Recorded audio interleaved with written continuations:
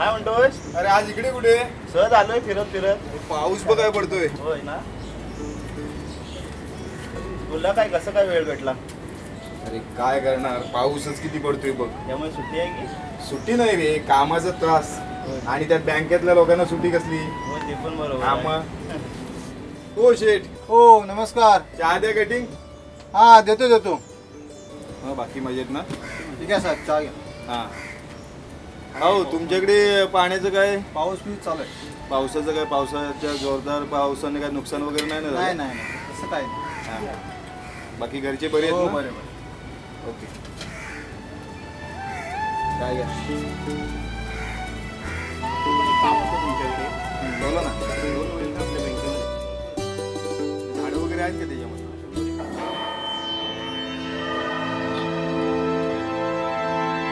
अरे मग शेती कर्ज होईल की तुझं?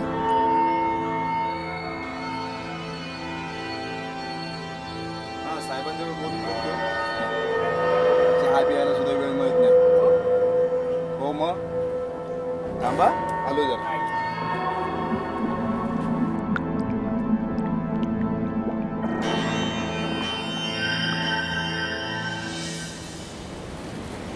काय रे, तुला मगाचपासून पाहतोय, तू सारखा माझ्याकडे का बघतोयस?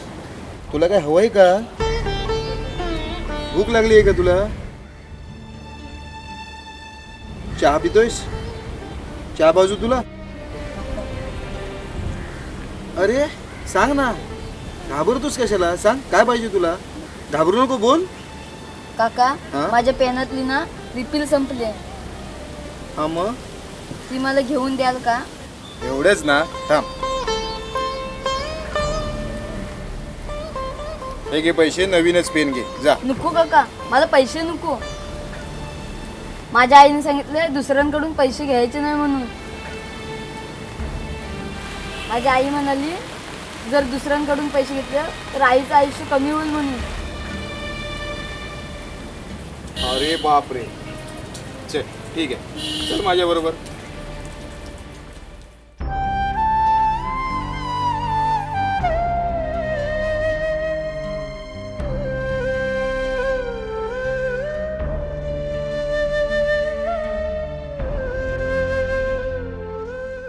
हो ताई, एक पेन द्या.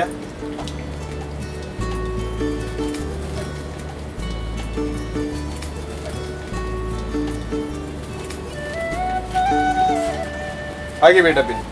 काका मला पेन नको, फक्त रिफिलच हवी, नाहीतर हा पेन वाया जाईल ना.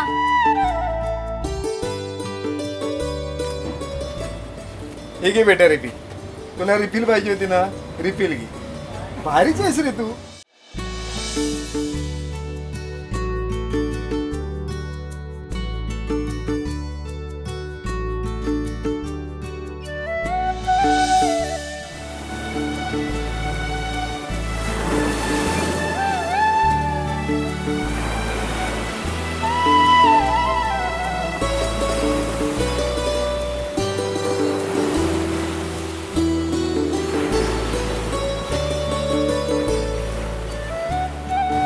काय रे भांड्या, तू राहतोस कुठे? मी राहतो मळणला. अरे वा. मला सांग भांड्या, तुझे आई बाबा काय करतात रे? माझे आई बाबा शेती करतात. मी पण शाळेतून आल्यावर आईला मदत करत असतो, पण आज नाही जमलं. अरे वा, अशी मुलं खूप कमी मिळतात. पण भांड्या मला सांग, त्या टपरीवर इतकी माणसं होती तरी पण तू माझ्याकडेच का बघत होतास रे? तिथे भरपूर माणसं होती, पण तुमच्याच खिशाला पेन होता म्हणून मी तुमच्याकडे बघित होतो. वा, गुड ऑब्झर्वेशन. पण काय रे पांड्या, तुला पेन कशासाठी पाहिजे होतं? काका, आम्हाला ना शाळेत निबंध लिहायला सांगत होता आणि नेमकी ना पेनाची रिफिल संपली होती. मी त्या चहावाल्या काकांकडे गेलो होतो काम आहे काय बघायला, पण त्यांनी पण लक्ष दिलं नाही. जर मला त्याने काम दिलं असतं तर मी त्या पैशातून पेन घेतला असतं ना, पण त्यांनी ना लक्ष दिलं नाही. आणि नंतर तुम्ही आलात आणि तुमच्या खिशाला पेन दिसला म्हणून मी तुमच्याकडे बघित होतो. अरे बापरे, एवढी मोठी स्टोरी आहे. काय रे, विषय काय होता निबंधाचा? माझी आई. अरे वा, खूप छान विषय आहे. काय रे भांड्या, तू कोणत्या शाळेत शिकतोस? मी मळणच्या मराठी शाळेत शिकतो. वा, तेव्हाच एवढी छान संस्कार आहे. बरं मला सांग, तुला मोठे कोणी कोण व्हायचंय रे? काका खरं सांगू, अरे सांग ना. मला प्राथमिक शाळेचा शिक्षक व्हायचा आहे. अरे एवढ्या कॉम्पिटिशन मध्ये तुला प्राथमिक शिक्षक व्हायचंय? हो काका, कारण संस्काराचा पाया तिथेच असतो. हे मात्र खरं बोललास. संस्काराची शिदोरी मराठी शाळेतच टिकून आहे. बाकी सगळीकडे शिक्षणाचा बाजारच मांडलेला आहे. वा बाळा, मन जिंकलेस. वा, आज तुझ्या पेनाच्या रिफिलमुळे माझ्या विचारांचंही रिफिल झाले. धन्य तुझी आई, धन्य तुझे गुरुजन. भावी पिढीच्या आदर्श शिक्षकाला ही माझ्याकडून सप्रेम भेट. यशवंत हो.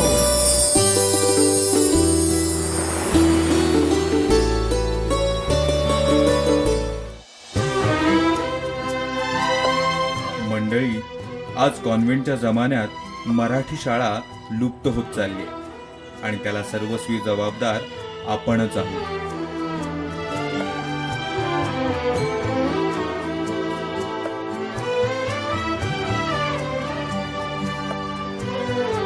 ती शाळेतली मजा, ते संस्कार, आयुष्याच्या जडणघडणीत मराठी शाळेचा सर्वात मोठा वाटा होता.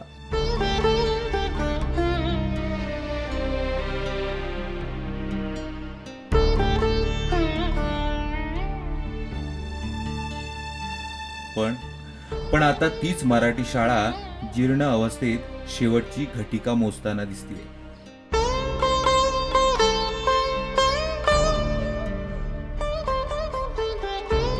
आज इंग्रजीचा न्यूनगंड म्हणा किंवा स्टेटस सिम्बॉलसाठीचा केविळवाणा प्रयत्न म्हणा, जो तो आपल्या पाल्याला कॉन्व्हेंटमध्ये घालण्यासाठी धडपडत आहे.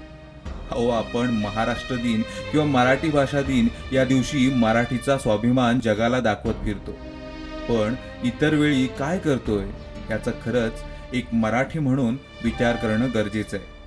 अहो, इंग्रजी ही एक भाषा आहे, पण मराठी ही आपली आई आहे. आज कॉन्व्हेंट शाळा लुटण्याचं काम करत असताना मराठी शाळा अजूनही मुलांना घडवण्याचं काम करते.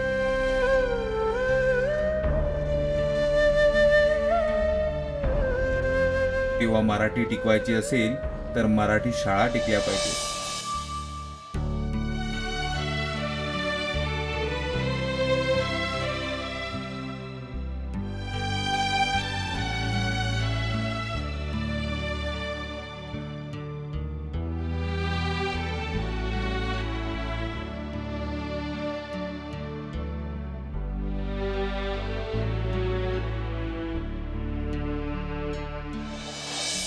मंडळींनो, आपल्या आयझेडला सबस्क्राईब करण्यासाठी या आयकॉनला दाबा आणि घंटेला पण दाबायला विसरू नका. ऑलमध्ये जाऊन टाका जो खदलवून. गाववाल्यानो, आमचे इतरही भाग बघण्यासाठी ह्या दिलेल्या लिंकला क्लिक करा. आणि हो, आजचा भाग आवडला असेल तर लाईक करा, कमेंट करा, शेअर करा आणि सबस्क्राईब करा. आणि हो, घंटेला क्लिक करायला विसरू नका, कारण त्यामुळेच कळणार आहेत तुम्हाला आमच्या नवनवीन अपडेट्स. काय समजली हो ना?